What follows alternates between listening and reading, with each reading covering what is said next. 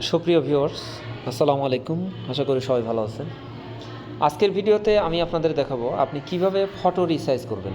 অর্থাৎ যে কোনো অ্যাপ্লিকেশনের জন্য যখন সিগনেচার অথবা ফটো চাওয়া হয়, ঠিক এই বিষয়টা আপনি কিভাবে রিসাইজ করবেন, এর জন্য যে পন্থাটা অবলম্বন করবেন, আপনি খুব সহজে আপনার ছবি এবং সিগনেচার রিসাইজ করতে পারবেন। যেমন ছবির সাইজ 300x300 এবং সিগনেচারের সাইজ 100x300 বা 100x380, আপনি যে কোনো সাইজ করতে পারবেন। এর জন্য প্রাথমিক অবস্থায় আপনি যে কাজটা করবেন, আপনি আপনার গুগল প্লে স্টোর থেকে ফটো রিসাইজার এই অ্যাপটি আপনি ডাউনলোড করবেন। অর্থাৎ এই যে ফটো রিসাইজার যে অ্যাপটি আছে, এই অ্যাপটি আপনি ডাউনলোড করবেন।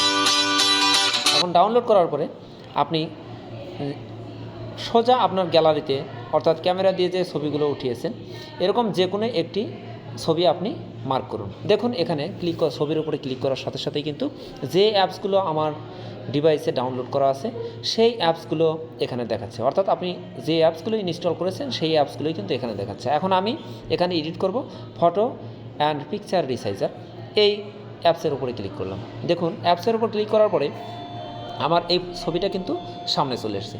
এখন এই ছবিটাকে আমি কিভাবে 300x300 সাইজ করব, বা আমার যে মাপ দেওয়া আছে ঠিক সেই অনুপাতে আমি কিভাবে রিসাইজ করব, সেটা এখানে আমি এই ক্রপটের উপরে ক্লিক করলাম।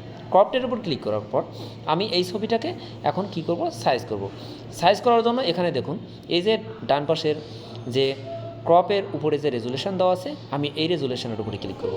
এখন রেজুলেশনের উপরে ক্লিক করার পর সুপ্রিয় ভিউয়ার্স, আমরা দেখতে পাচ্ছি এখানে অনেকগুলো বিষয় কিন্তু এখানে দেওয়া আছে। আপনি যেটার উপরে ক্লিক করবেন সেটাই আপনার অ্যাকসেপ্ট করবে।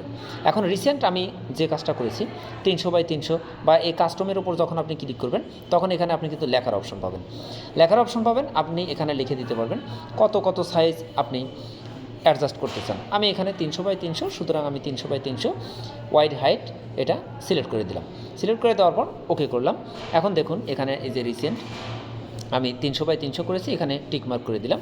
এখন এই ছবিটাকে আমি এই যে কোনো কর্নার থেকে আমি এভাবে ক্রপ করতে পারবো।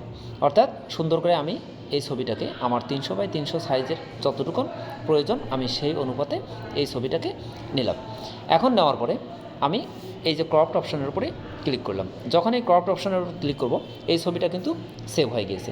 আপনি এভাবে আপনার ছবি অথবা সিগনেচার আপনি ক্রপ করার পর এই যে শেয়ার অপশন আছে, শেয়ার অপশনের উপর ক্লিক করে আপনি যে কোনো মাধ্যমে আপনি এই ছবিটা ট্রান্সফার করতে পারবেন।